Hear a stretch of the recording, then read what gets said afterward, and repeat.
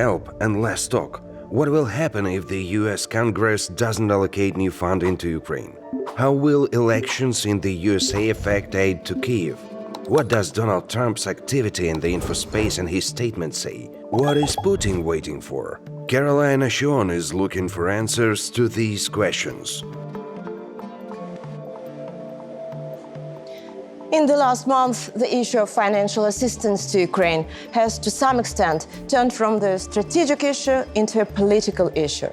Despite bipartisan support for Ukraine, the US Congress cannot reach a consensus on approving the aid package. The Biden administration believes the US legislature should take responsibility to prevent Russia from succeeding in Ukraine. Joe Biden called the inability of Congress to support aid to Ukraine madness. Jake Sullivan, the US President's national security advisor, said that any congressman who does not support the allocation of additional aid to Ukraine is thus casting his vote to strengthen Putin's advantage. Why everything is not so simple and unambiguous, we will understand today. Watch this. Joe Biden spoke in Congress. In his emotional speech, the US president called for the approval of Ukraine's financial before the winter holidays as soon as possible. The American leader once again emphasized that if Putin seized Ukraine, he will not stop there. Congress needs to pass supplemental funding for Ukraine before they break for the holiday resources. As simple as that. Frankly, I think it's stunning that we've gotten to this point in the first place. If Putin takes Ukraine, he won't stop there. It's important to see the long run here. He's going to keep going. He's made that pretty clear. If Putin attacks a NATO ally, if he keeps going, and then he attacks a NATO ally, where we've committed as a NATO member that we defend every inch of NATO territory, then we'll have something that we don't seek and that we don't have today. American troops fighting Russian troops. The bill on financing aid to Ukraine, Israel and Taiwan for about $106 billion did not pass a procedural vote in the US Senate. The reason for the blocking of aid to Ukraine by the Republicans is their desire to strengthen the border with Mexico and consider this issue in connection with assistance to Ukraine and Israel. Republicans and Democrats cannot agree on the issue of the border and migration. We are out of money and almost out of time. White House Budget Director Shalanda Young has warned that without congressional actions, the US will run out of resources to buy more weapons and equipment for Ukraine by the end of the year. She wrote about this in a letter to the Speaker of the House of Representatives of the Republican Party, Mike Johnson, and other leaders of Congress.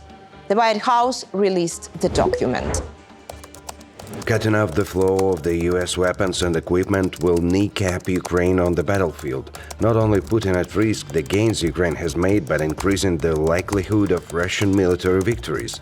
Already our packages of security assistance have become smaller and the deliveries of aid have become more limited. If our assistance stops, it will cause significant issues for Ukraine. While our allies around the world have stepped up to do more, US support is critical and cannot be replicated by others. In the letter, the White House described in detail how the US used about $111 billion which had been allocated to help Ukraine earlier. Specifically, the Pentagon has used 97% of the $62.3 billion it received as of mid-November, and the State Department has used all of the $4.7 billion it received, which included humanitarian, economic and civil security assistance. In late October, the White House sent Congress a request for $106 billion for Ukraine, Israel and Taiwan, as well as for managing the flow of migrants at the border. About $61 billion is provided for Ukraine's support. However, Congress has not yet approved the funding.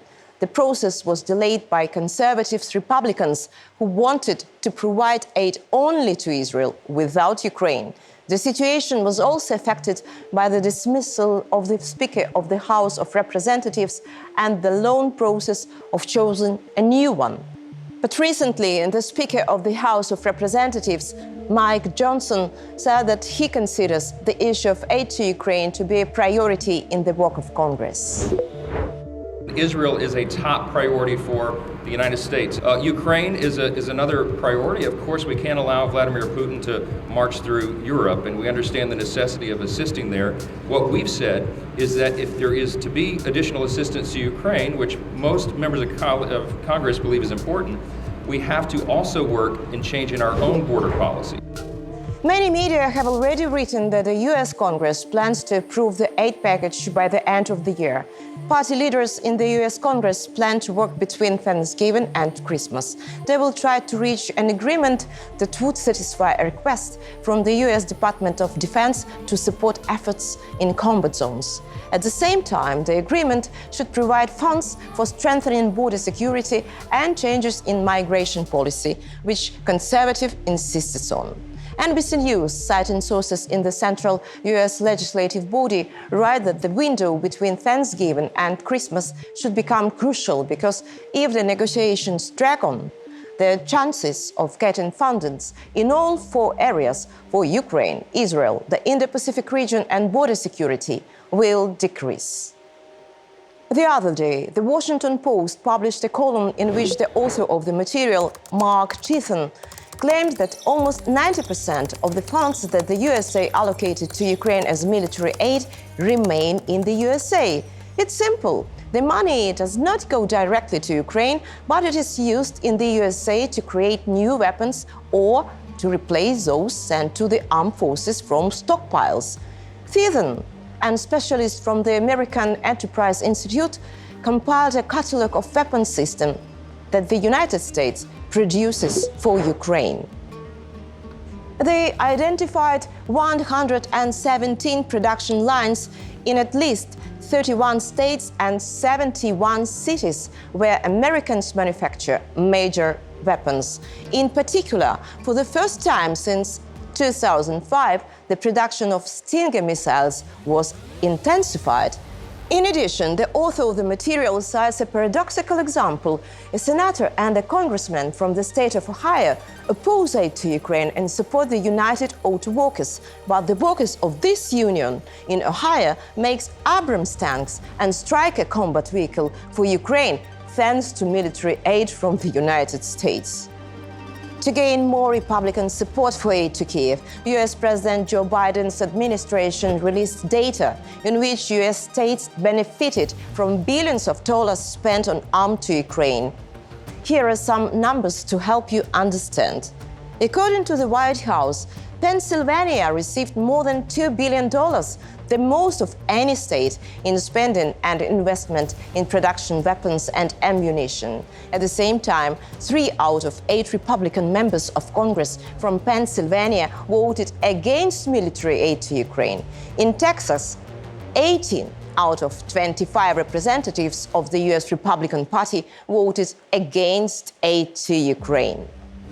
Even though the West has been concerned about the situation in the Middle East in the last 2 months, Ukraine is now again becoming the main topic of diplomatic and foreign policy experts' attention.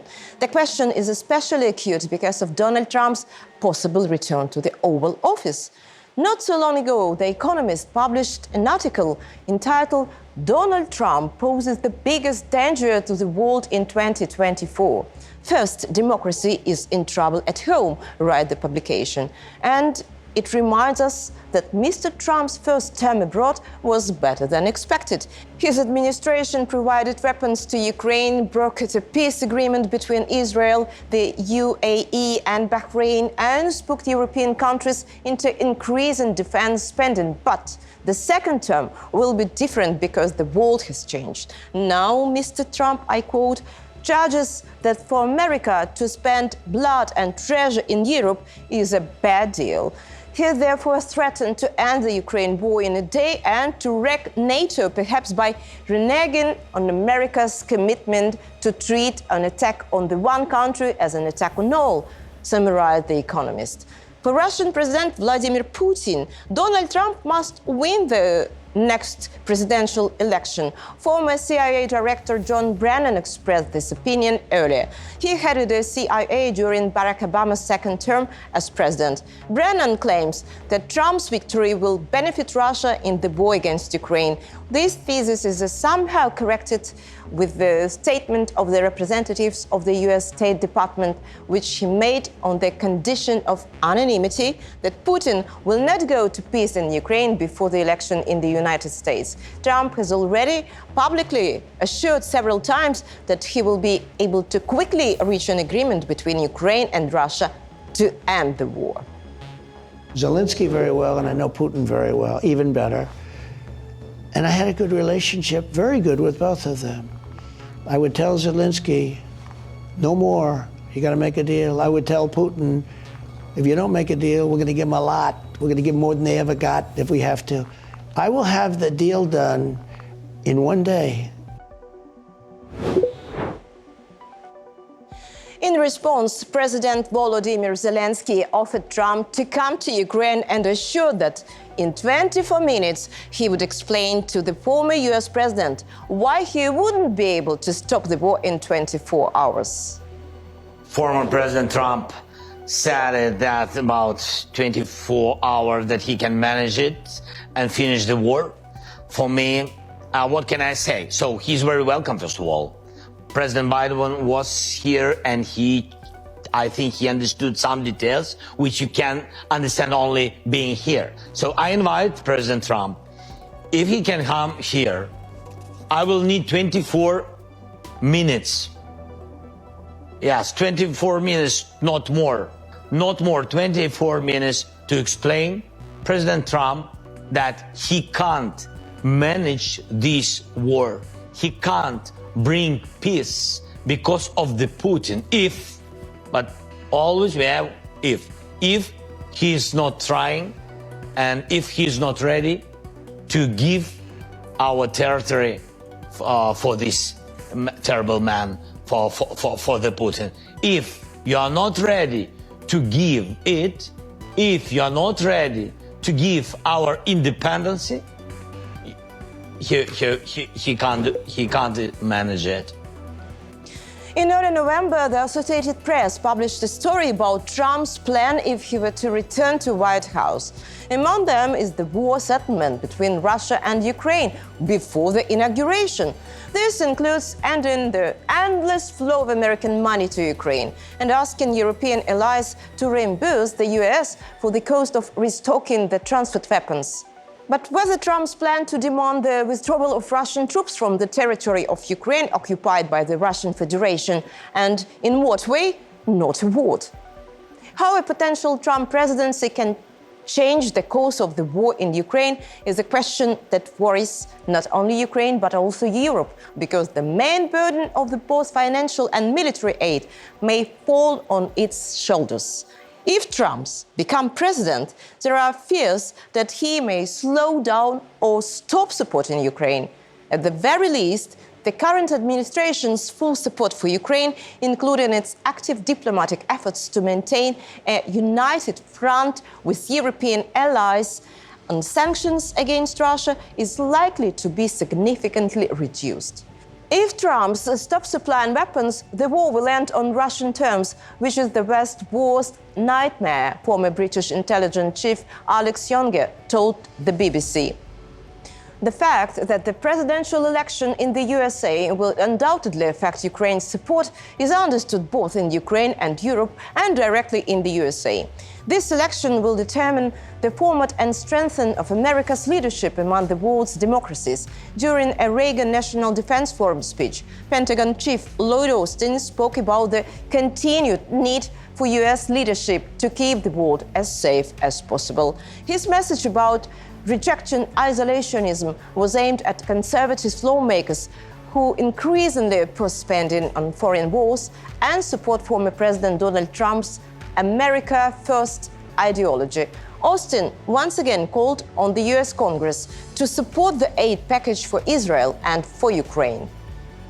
Over the long sweep of American history, the cost of courage has always been dwarfed by the cost of cowardice. And the cost of abdication has always far outweighed the cost of leadership. The world will only become more dangerous if tyrants and terrorists believe that they can get away with wholesale aggression and mass slaughter. And now I'm glad to introduce you to my today's guest, American political scientist, Mr. Jason Smart. Please welcome.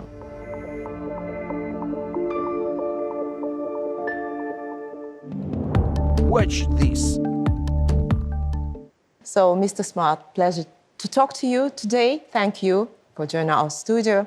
So my first question is, recently, we've seen how Vladimir Putin has become more active in his international negotiations.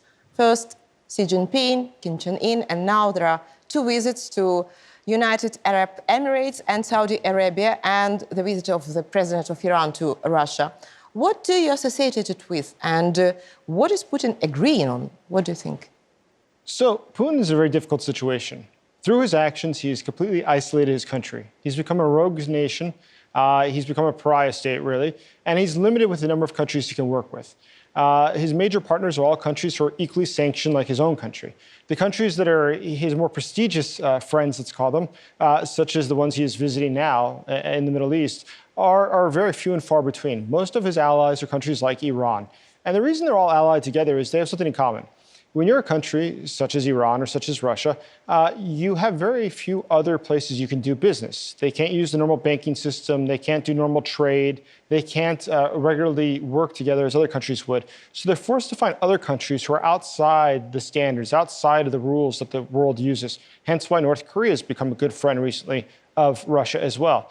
So what Putin is hoping for is to have some sort of a break. What sort of alliances can he make that allow him to continue operating, or I should say his country to continue operating, despite the fact that Russia is under the largest set of sanctions in the history of the world?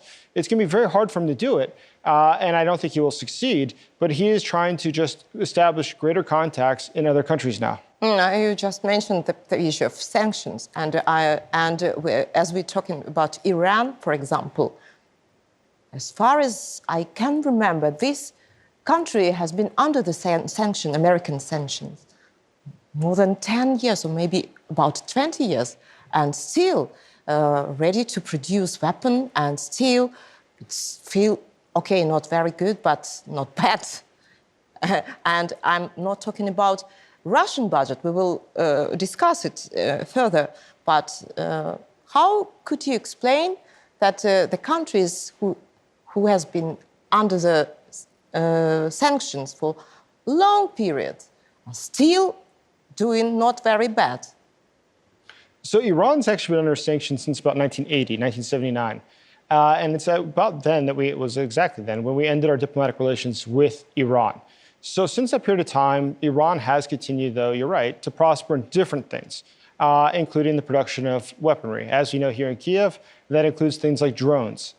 So how have they been able to do that? Well, once again, they do work closely with a number of other countries that do not care about international sanctions. They work with criminal actors. They work with terrorist organizations.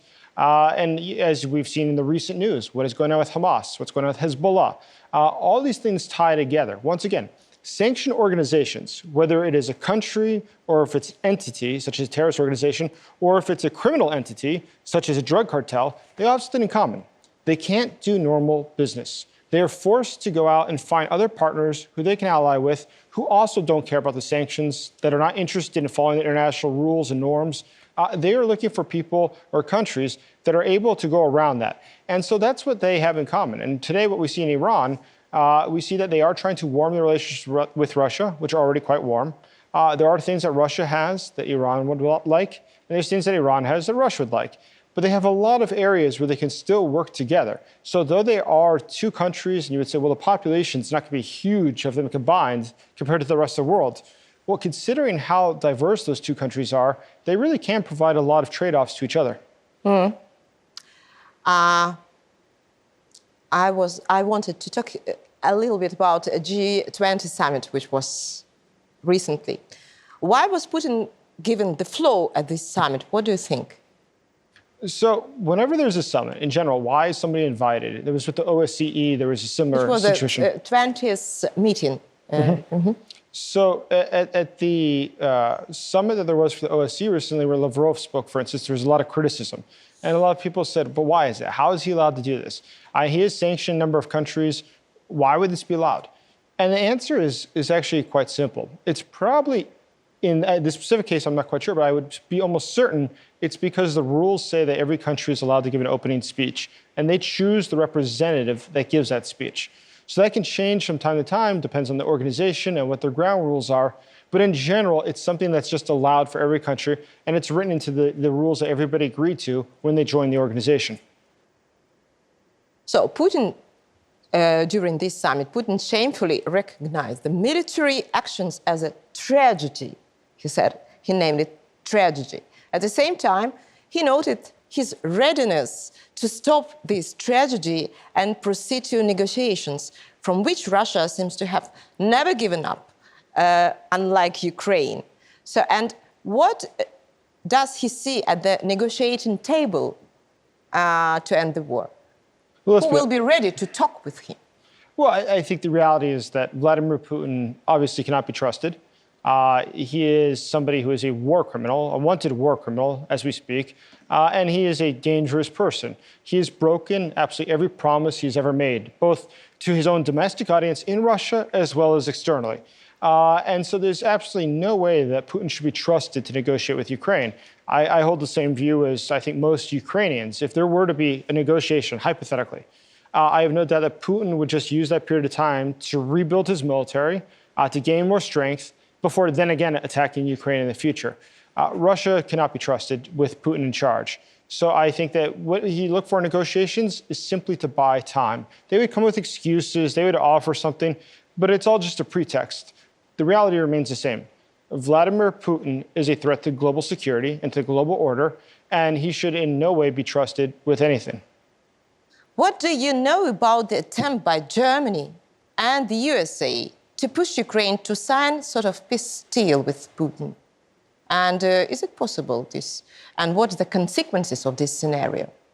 Because some of your colleagues said that, no, it's only rumors, no evidence at all. But someone said that, yes, of course, this is true. It's everything you can watch right now. So I would doubt that there's going to be a push on Ukraine to go negotiate a peace. I think it would be very hard to do that. I think it would be very unrealistic, given a lot of circumstances, domestically and here in Ukraine, but also on the side of Russia.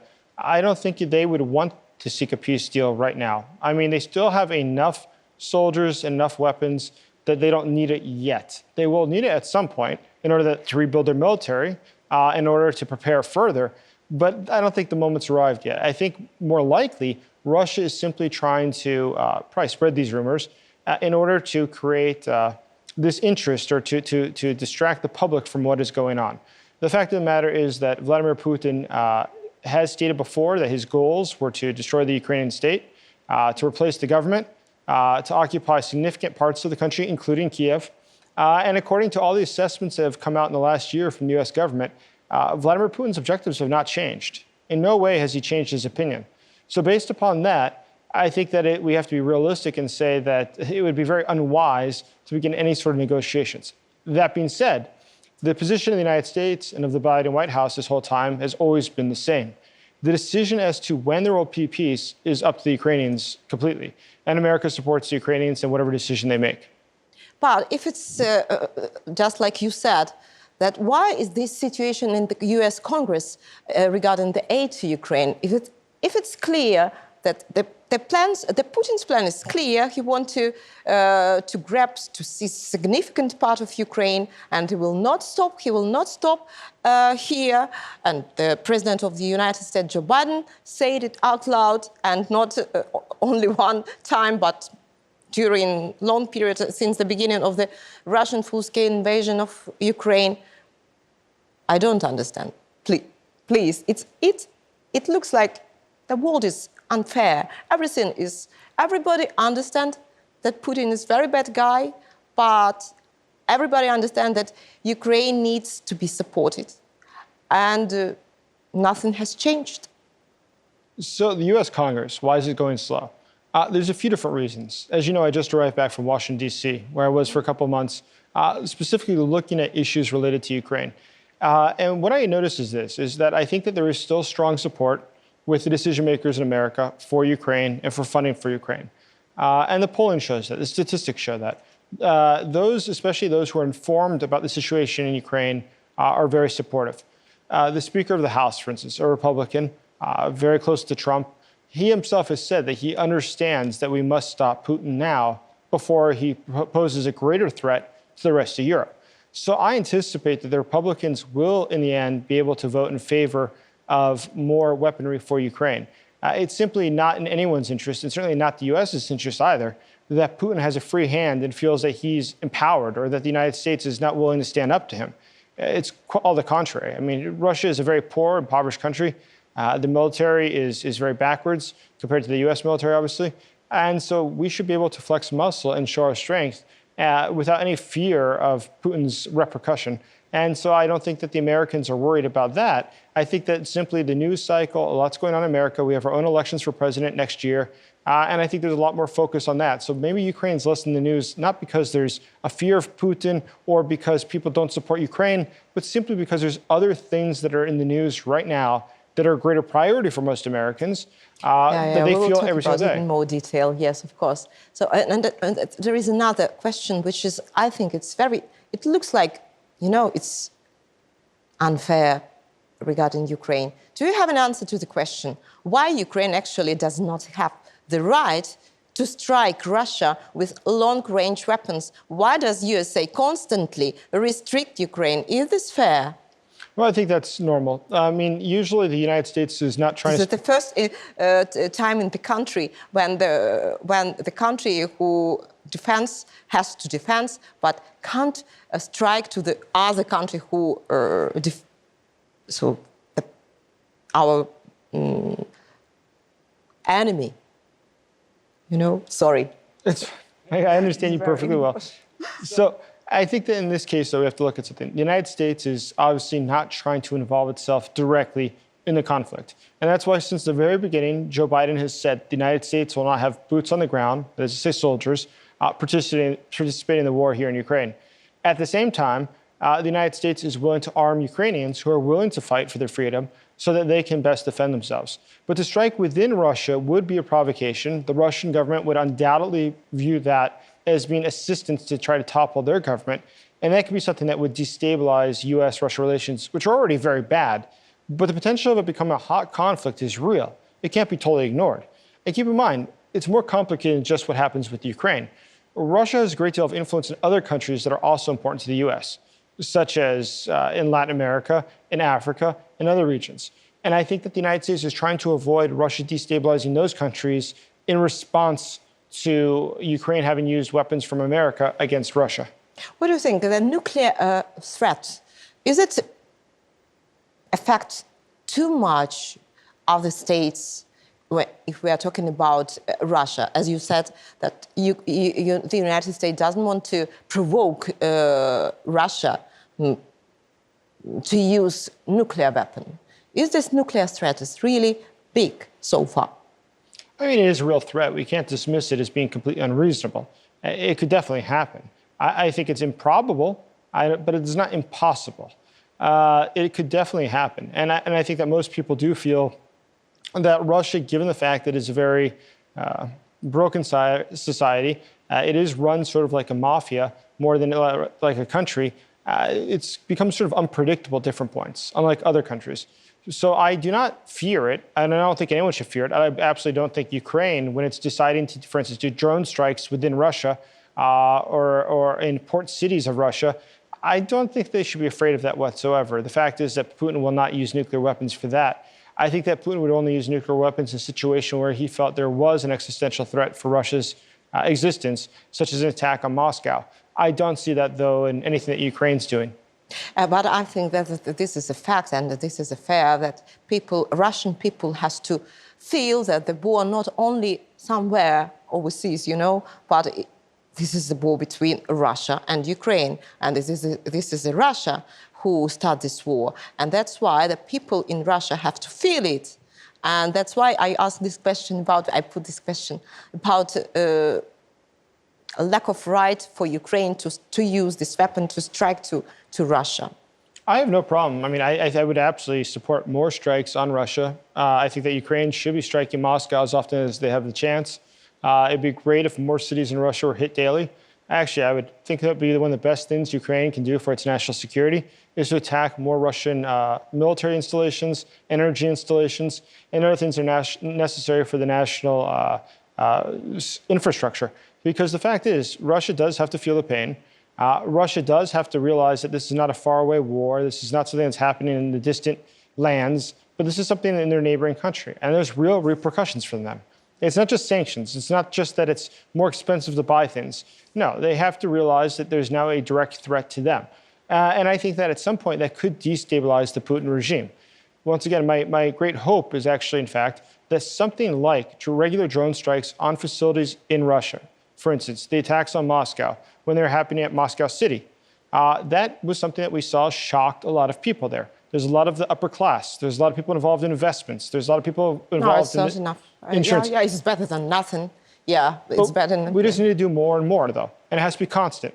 Because once you have the people living in the most elite part of the country living in fear or trying to leave the country, you can start to affect things. But it has to be routine all the time. Once or twice isn't going to be enough to change what they think or how they feel. You have to make them fear. Yeah. Talking about the intention of Putin to sit at the table and talk about some peace. Okay, so there is an opinion that Putin will not go to any peace deal before the election in the United States because he will wait for Mr. Trump will win the next election. What do you think of it? Well, one, I think it's improbable that Trump will eventually come back to the White House. It is possible. The polling numbers would show that. But given the number of legal processes he has currently against him, I think it's going to be very hard for him to do. But it is quite possible. I mean, it could certainly happen. But it is more unlikely than it is likely. That being said, I think that, yes, most everybody has heard the same rumors, that Donald Trump would probably be the one that Putin would want to win the next elections, because Trump is capable of sort of just overturning the norms and doing whatever he thinks is going to suit his immediate interest the best. In addition to the fact that he does seem to have a strong personal interest, or infatuation even, with Vladimir Putin. So I think that he would have a desire to wrap up this war as quickly as possible, and it would probably be very unfavorable to Ukraine's interest.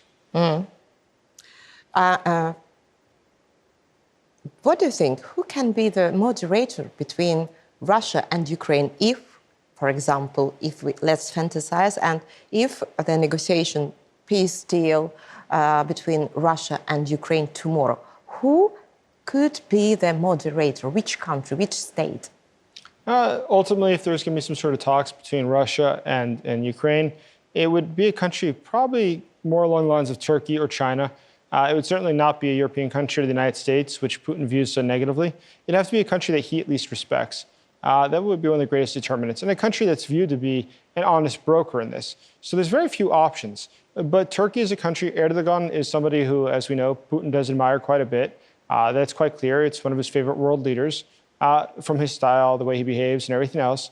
And in the case of China, let's be honest, is also the most important partner of Russia. It is the older brother now in this relationship between the two of them. What about the United States? Absolutely not. I think Putin would absolutely never accept an offer from the United States. Really? Okay, let's fantasize a bit. If we now conclude some kind of peace deal with Russia, then with a high degree of probability, it will be a truce which Putin will use to strengthen his military power. Is it clear enough for the world? I don't think everybody recognizes how Russia operates. I think they think that it's like most normal countries where the government worries about its own citizens or worries about how to improve their country, and Russia doesn't. Vladimir Putin obviously has no interest in what happens to his people, how they live, their quality of life. He steals from them. He is by far the richest person in the world, I would bet, as are the other people in his government. I mean, his ministers are some of the richest people in the world because they endlessly steal from the Russian people. And unfortunately, he does use them sort of like livestock. He has no problem dispensing them to Ukraine to die as cannon fodder. So ultimately, what would happen? Yes, Putin would undoubtedly just use the time, if there was peace talks, to then rebuild his military and prepare for new attacks against Ukraine. I see no reason to believe that his intention to destroy Ukraine has changed. I have no reason to believe that his military is not ready to continue attacking Ukraine. So if there's peace talks, I think they would just go back to what they were 3 years ago, preparing for this current war, and start preparing, start rebuilding, and to just get ready for the day where a new invasion would begin. There is another topic which I'd like to discuss with you. Don't you think that peace can only be achieved, if we are talking about a peace topic, yeah? Don't you think that the peace can only be achieved in a package with Ukraine's admission to NATO or some other severe Western guarantees? No one understands what guarantee there can be. Yeah, there may be, and no one is ready to accept Ukraine into NATO here and now. At the same time, it is already known that military expenditures have already been declared in the Russian budget, and they are twice as high as Ukrainian ones. And for me, it looks like a vicious circle, you know?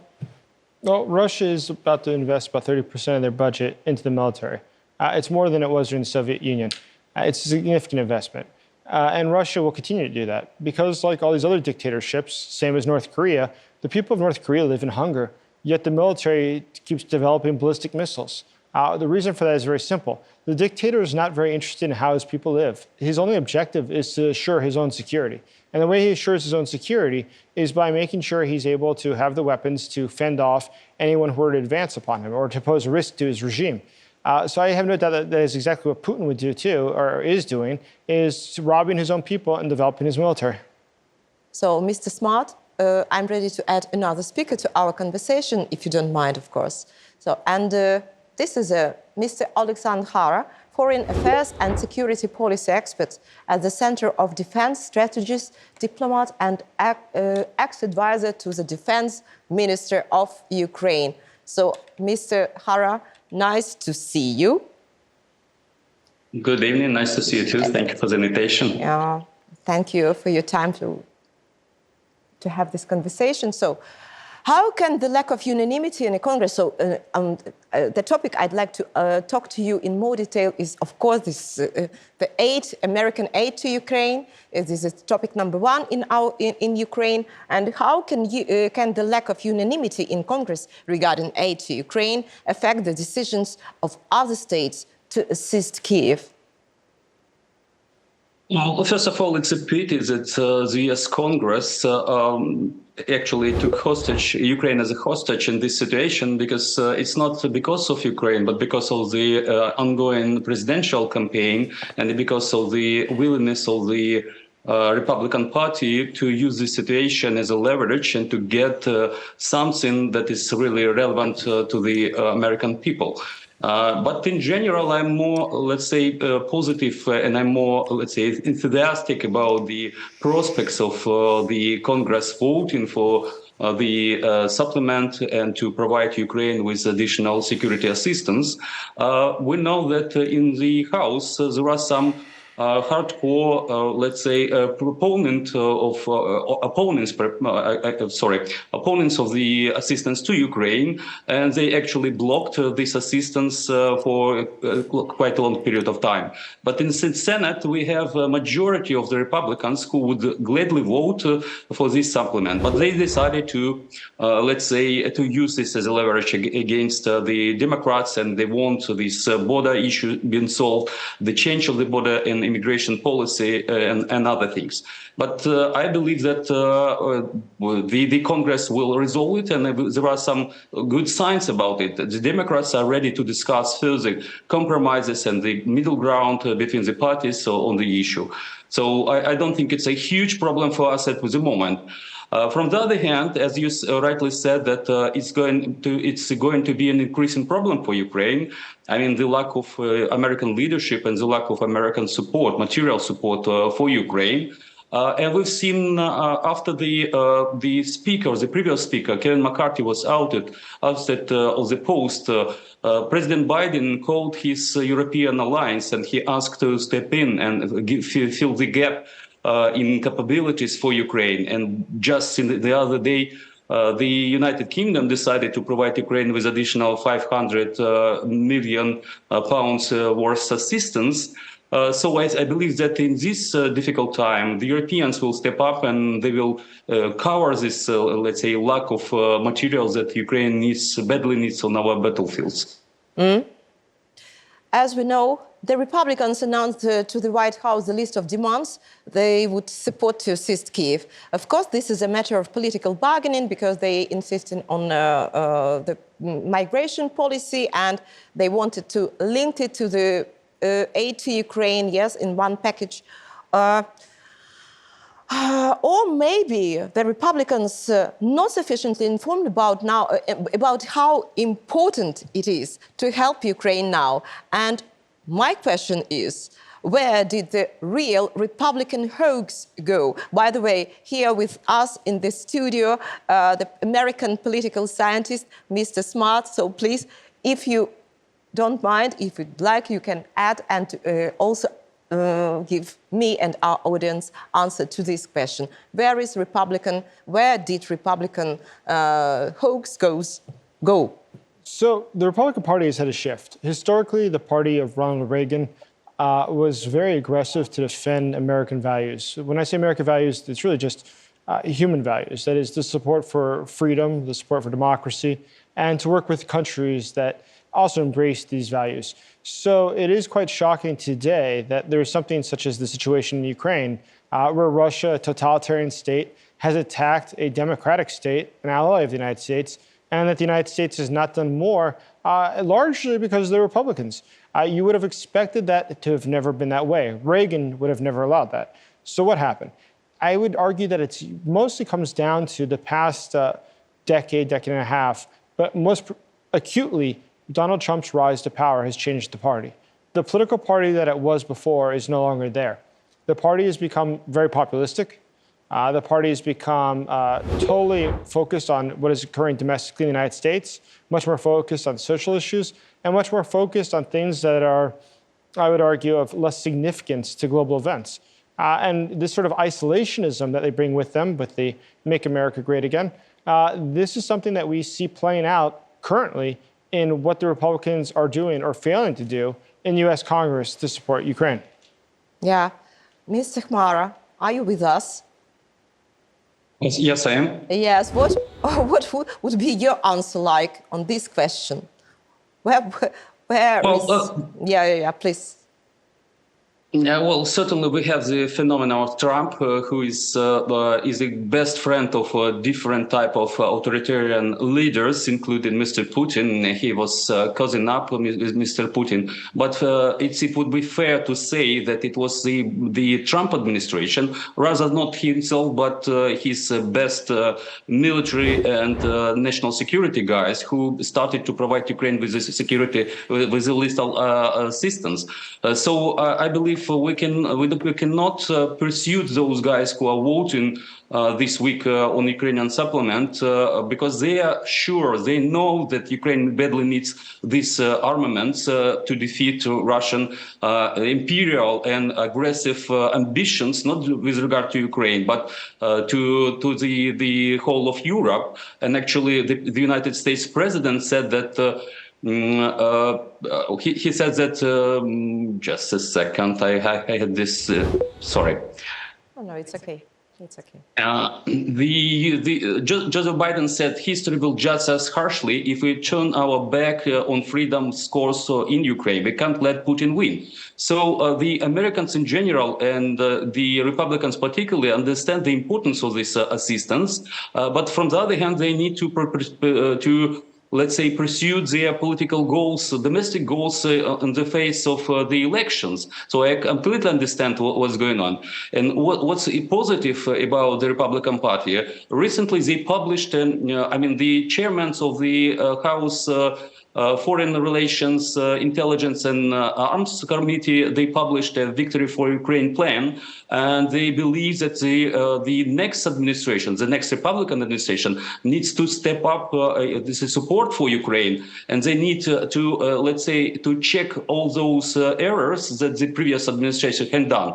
They've been criticizing the Biden administration for the procrastination in providing Ukraine with assistance, including such things like dragging the feet with regard to the systems that have been provided to Ukraine. So they want to be to create and to establish a more Republican-like policies with regard to Ukraine and fending off the authoritarian regime like the Russian one, because they believe it's not just about Ukraine and Europe in general, but because it's about the other authoritarian regime, Chinese authoritarian regime, Iranian or Northern Korean, who are watching this war, and they judge American resolve as the sign of weakness, and they may take some actions that will trigger the Third World War, like in Taiwan Strait. Mr. Khara, now all the Trump's rhetoric looks and perceived as absolutely pro-Russian. But I remember very well, and you remember, I'm sure, very well, the times when it was the Trump administration that provided Ukraine with lethal weapon, namely Javelin complex. Perhaps such rhetoric is related to the desire to appear decisive in front of future voters. This is the question, again, for you, Mr. Smart, and for you, Mr. Khara. So first, Mr. Khara, please. First of all, we will see whether Mr. Trump will get this nomination from the Republican Party, and especially facing numerous, more than 90 charges, including criminal ones. And we see that Nikki Haley is just catching up the second runner. I mean the governor of Florida, Ron DeSantis. So it's not a solved the solved issue with regard to the candidate from the Republican Party. Secondly, if we are talking about the rhetoric of Mr. Trump, certainly he sounded a bit pro-Russian, but you are completely right. People like General Mattis, Robert McMaster and others, they laid the ground of containing Russia. They laid the ground for support of Ukraine. The first javelins were supplied by the Trump administration. But the most important thing is that what we see right now, the second term of Mr. Trump might be disastrous, because he is listening to the people like Tucker Carlson, who is the demagogue and populist, and he is the most possibly vocal anti-Ukrainian voice in the far-right corner of the American political spectrum. And there are some other voices who are saying that they should abandon Ukraine and they should focus on other issues like deterring China in South China Sea. But in general, this is the, let's say, illiteracy in strategic thinking, and it is misunderstanding of the real threat that Russia poses to the whole of Europe and not just Europe. Should I remind the American friends that the more than 1,000 strategic intercontinental missiles are pointed at Russia, so, at the United States. The United States it was declared as a sort of arch-enemy of Russia. So Russia is doing a lot of malign activities, a lot of things to undermine the American leadership. So in de facto, the United States are in war with Russia. It's not a kinetic war, which is going on in Ukraine, but it's ideological and the war beyond this level of kinetic action. So, Mr. Khara, thank you very much for taking time to have this conversation. It was a pleasure to talk to you, very insightful. And I'd like to add to our conversation another speaker. This is Mr. Maxym Dzhyhun. He's a political scientist who is already in contact with the studio, I hope. So, Mr. Dzhyhun, hi. Nice to hear you. Good afternoon. Good to see you. And of course, gentlemen, you can ask each other questions if you want. Please feel free. So, and my first question, so Mr. Dzhyhun, with Mr. Smart, we are talking about everything, the topic, the issue about the American aid to Ukraine. Of course, this is the topic number one, and topic number two, the upcoming election in USA and in Russia, by the way. And my question for you will be like, is there even a chance that the world may not recognize the election in Russia? What do you think? I think that actually one of the main chances after these elections, because countries, democratic countries in the world, they know that there are no elections in Russia. It's even not re-election, it's reappointment of Putin as the president of Russia.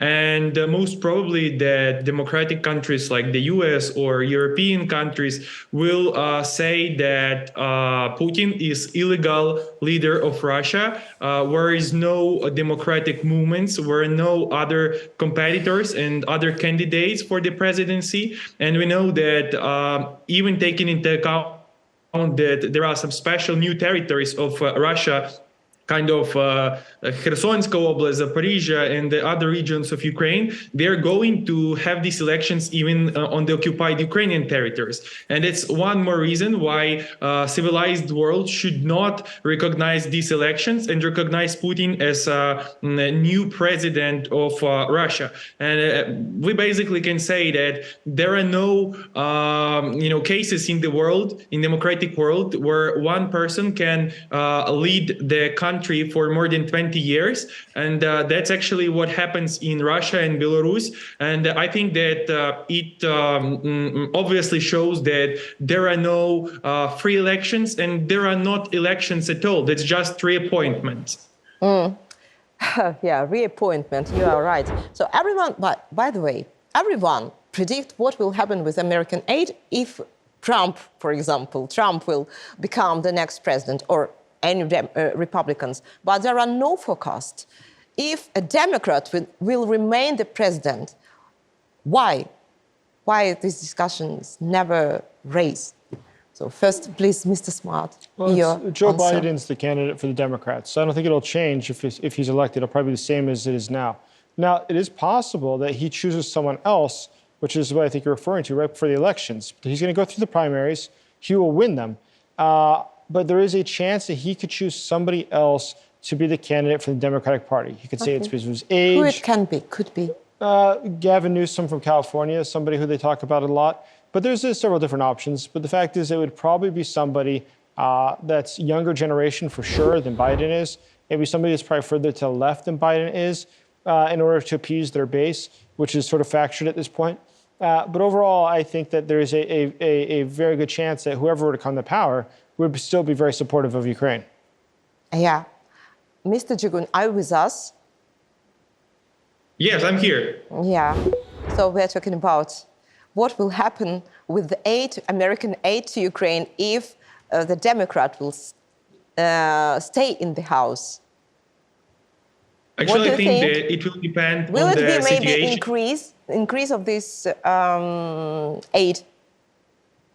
I think that it will very much depend on the result of parliamentary election. We know that the US is super presidential state, but on the other hand, it's the country where are different branches of power, and any decision of president can be vetoed by parliament or judicial system. So the results of election will depend on the presidential election. And taking into account the results of this election, we'll know who will be in the new Congress and if there will be majority of Democrats or Republicans. And then we will better know if it's possible to get more help from the US for Ukraine. But I should say that American support is crucial for Ukraine. And this is an existential problem for us, not getting this money. So I am pretty sure that American society, and especially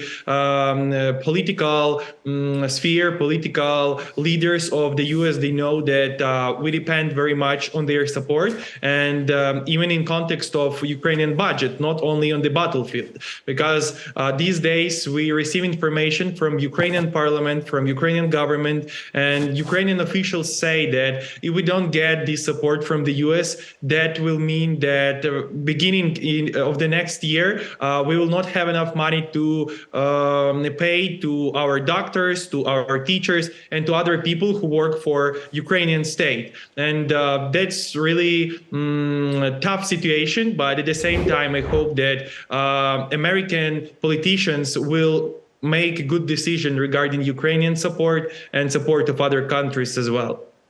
I'd like to ask Mr. Smart, who else but Nikki Haley can compete with Trump? I mean, I like Nikki Haley very much. I think she's a great candidate, and she's absolutely right in her views about Russia. And actually, in foreign policy as a whole, I think she's right on a lot of issues. And she's very smart, she's very well qualified, and she's a great candidate. That being said, I think she does face a very uphill battle. In the polling, she has about 10% support, 11% support, whereas Donald Trump has 61% support. When you're losing by 50 points in an election, it's not even close. Keep in mind, the primaries begin on January 15th. Yeah, we're only about a month away. So when you're, I guess, 5 weeks. So if you're 5 weeks away, and we have Christmas coming and New Year's coming where nothing is happening. So there's really less than 5 weeks. There's perhaps 3 weeks left to really try to make an impact with Americans. She's going to have a very hard time to gain 50 points in the course of 3 weeks. Yeah. So, and my last question, gentlemen, for both of you. In general, next year will be a record year for elections in the world history. About half of the Earth's population will vote. Beside the United States, which election should be closely followed? What do you think, Mr. Smart? Which election? Well, you know, I would say Russia. The Russian elections. Well, yeah, that's probably going to be the most humorous one to watch because it's so obvious what's going to happen. Russia doesn't have elections. Yeah. But more to that point, I think what's going to... I think this is the USA. All the world will be, with heart beating, will be looked at all these processes. Well, not because I'm an American, but certainly the American election is the most important because there is no other single country that has as much influence. And it's not just the president's election. 2024 is important because, yes, the president will be elected, but you also have a third of the senators will be up for election, as well as all the congressmen will be up for election. So this is going to be a significant election. So if the House of Representatives changes hands, becomes Democrat, or if the Senate, just a few seats change, or the president becomes Donald Trump, the dynamics of the entire world politic could definitely change. So yes, I would actually say the American elections are by far the most important. Yeah, and Mr. Dzhyhun, what do you think? Which election should be closely followed, and which of them will have a tangible effect on the world order? What do you think? First of all, of course, this is American election. We understand that American society is, gradually entering the next year presidential and congressional election campaign, and the stakes of these elections, they are very high, not just because of the tight poll rates, but also because of the extremely large influence that the next president and the next convocation of Congress will make on the future of the world, not only Ukraine. And the main issue is that Ukraine has become one of the most important and key topics of this election campaign for both parties. And that's why we see this tough situation regarding the polls rates and in general, the situation in the US. Of course, I would like to say that European elections are, I think, maybe a little bit less, but still important for Ukraine. At the moment in Europe, there is growth of Euroscepticism and far-right movements. But therefore, it is important for Ukraine that next head of, for example, European Commission or European Parliament will be pro-Ukrainian. And the same situation is with the election of next NATO secretary. Of course, we know that most of these candidates who will run for the position of the secretary of the NATO are,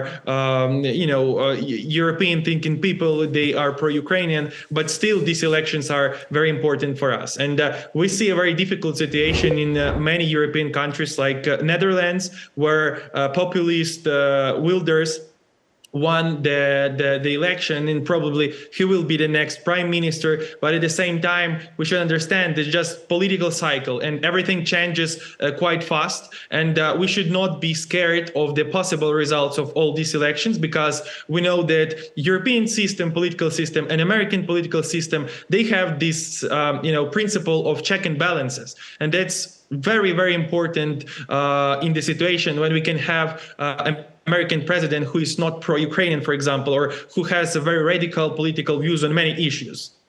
Yeah. So thank you very much, Mr. Dzhyhun, for your answer. But unfortunately, our time is up. Thank you, Mr. Smart and Mr. Dzhyhun, for taking time to discuss these critical topics. Thank you for being with us. So subscribe and don't miss anything. This is a Talk for More. This is The Case. Goodbye and see you soon. Thank you very much. Thank you. Thank you. I appreciate it. It was very nice.